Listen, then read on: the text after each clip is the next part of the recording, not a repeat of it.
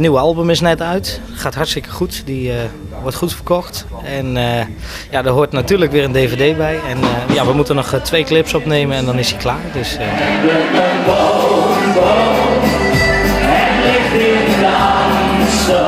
we zijn onder andere in ons mooie kampen geweest. In Giethoorn. De laatste opnames hebben we gemaakt in Slagharen. In het avonturenpark. En ja, een beetje verschillende beelden allemaal. Dus wel weer heel leuk. Het is een mix van blijde liedjes en van gevoelige liedjes. Heeft Stef Eckel een gevoelige kant dan? Ja.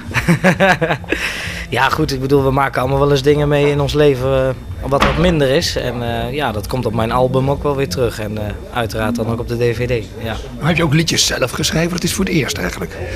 Ja, dat is de eerste keer, maar ja, heb ik altijd al heel graag gewild. Alleen ja, de mogelijkheden waren er eigenlijk niet echt voor en ja, tijdgebrek. En dit album heb ik een uitstapje gemaakt naar Kees Tel. En ja, een hele fijne samenwerking gehad en ja, een heel mooi nieuw fris album met hele diverse liedjes. Dus ja, ik heb lekker mijn ei kunnen leggen, ja.